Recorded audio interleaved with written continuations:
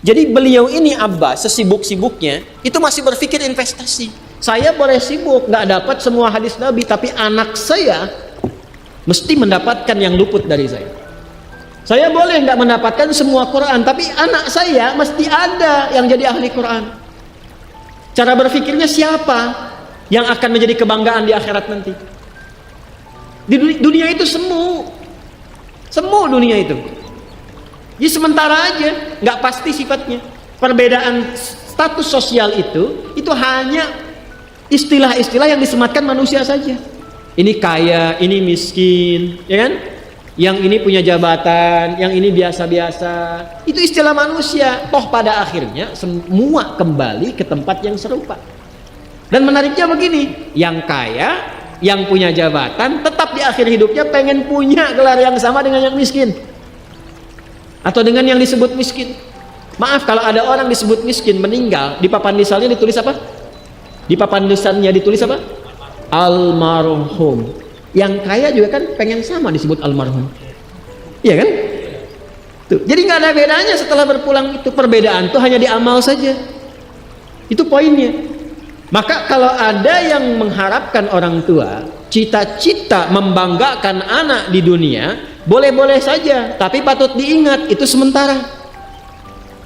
Anda silahkan sekarang sekolahkan setinggi-tingginya, S1, S2, S3, S4, kerupuk 3, silahkan. Mau dalam negeri, luar negeri, mau di Nagreg, mau di California, mau di Chicago, di Chicago, di Singaparna, Singapura, silahkan. Itu pilihan. Tapi saya cuma mau katakan begini, itu sementara. Dan persaingannya tidak istimewa, karena janganpun Anda yang beriman, yang belum beriman pun bisa melakukan itu. Apa yang dikira yang hebat matematika itu anak Anda saja, anak orang lain pun bisa. Halo? Apa Anda kira yang jago fisika itu anak Anda saja yang beriman, yang belum beriman pun bisa? Ya. Jadi perlombaannya itu rata semua, dan gak ada yang istimewa.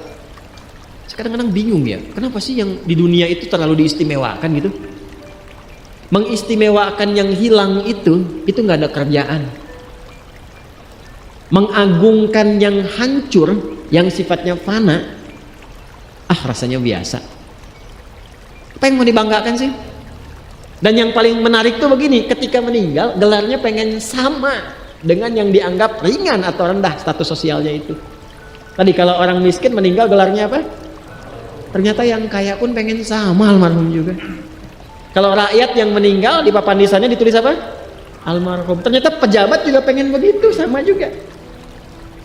Saya belum pernah dengar nanti kalau saya meninggal tulis gelarnya Almaun ya. Gak ada. Tetap almarhum juga. Jelas ya? Nah, maka yang dipikirkan itu perlombaan yang sejati itu begini. Perlombaan yang sejati itu adalah perlombaan untuk kehidupan yang abadi, yang gak fana lagi. Jadi kalau pada saat itu unggul selamanya, karena nggak ada kematian lagi setelah itu. Itu yang dimaksudkan hadis Nabi. Kalaulah ada dunia ini punya nilai, walaupun itu hanya bagian dari satu sayap nyamuk saja, ya, tentu tidak akan pernah Allah memberikan itu semua kepada orang-orang yang ingkar kepadanya. Karena kalau diberikan nggak adil di situ. Ya, karena itu sifatnya fana, ujian saja, pada akhirnya kembali. Nah, Abbas itu mampu membaca itu. Ini kehidupan sejak di zaman jahiliyah loh.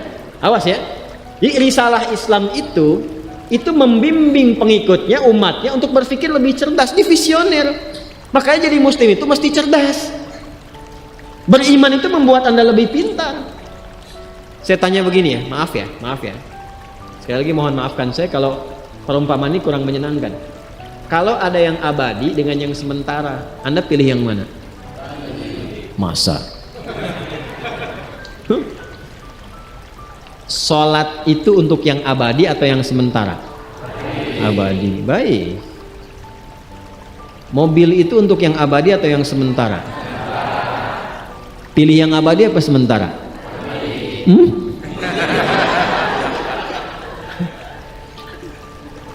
Di Kiai itu ada mobil Innova tuh.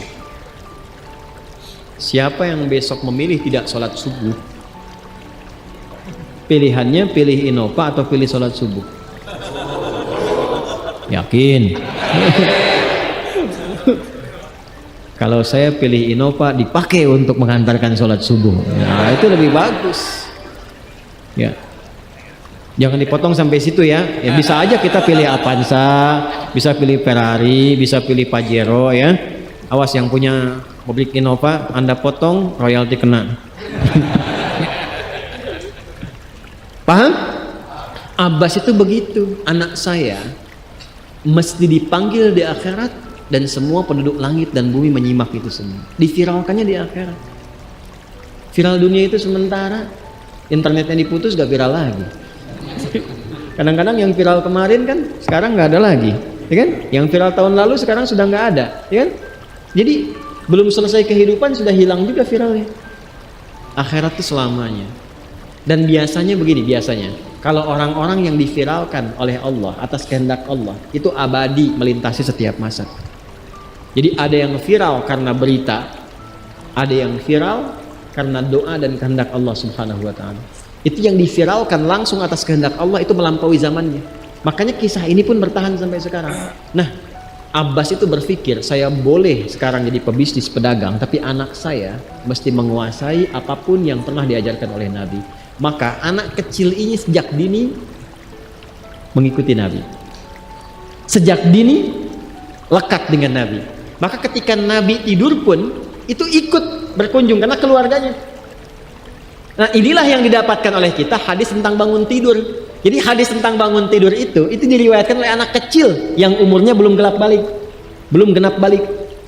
Main-main ke rumah Rasulullah, ke rumah bibinya Sayyidah Maimunah, ingin tahu bagaimana cara bangun malamnya Nabi. Itu diikutin sampai dilihat gimana bangunnya. Duduk dulu, kata beliau, duduk dulu. Kemudian mengusap dengan bagian tangan yang diduga bersih untuk menghilangkan bekas ngantuknya. Setelah itu membaca khawatimah surah Ali Imran. Kemudian thumma dhahaba ila syanin mu'allaqah, ke tempat tertutup, fatawadda, itu kan? Nah, itu ada semua rangkaiannya, itu ditemukan nanti di hadis riwayat Abu Daud, di Sunan Abu Daud.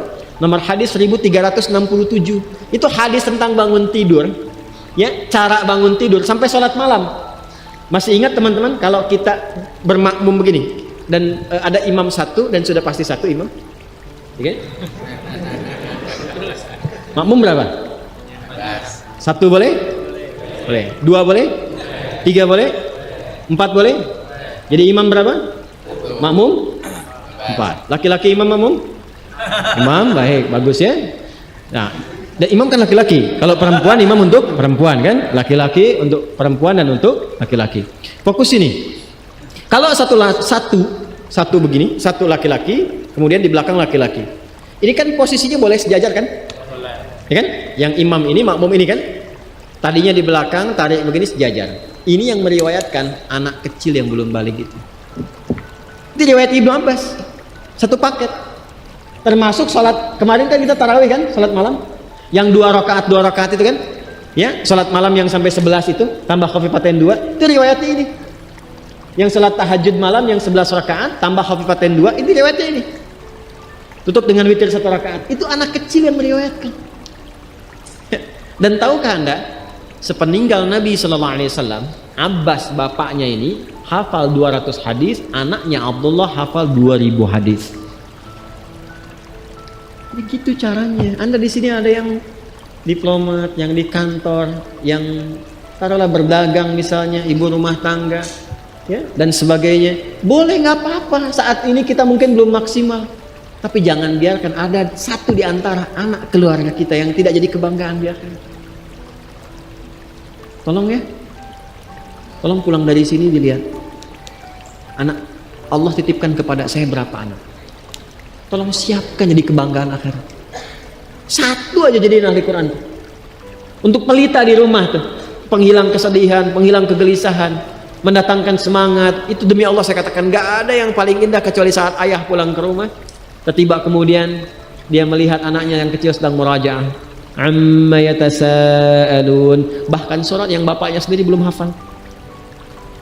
Jangankan pulang ke rumah, Anda sedang mau rapat, dikirimi video anak Anda 3 tahun membaca surah Al-Ikhlas, itu hati tenang. Itulah Quran. Itulah Quran. Maka belajar dari Ibnu Abbas ini, apa yang terjadi ketika orang tua mampu memfasilitasi anaknya demikian, sekalipun orang tuanya tidak mencapai apa yang diraih oleh anak, tapi orang tua mewarisi setiap pahala yang dihasilkan dari anak itu. Karena itulah setiap hadis yang diriwayatkan oleh Abdullah kecil ini, Ibnu Abbas, maka semua doa tersambung bukan hanya untuk beliau tapi juga untuk keluarganya, untuk orang tuanya. Karena itu kalimatnya bukan radhiyallahu ta'ala anhu tapi anhuma, untuk Abdullah dan bapaknya.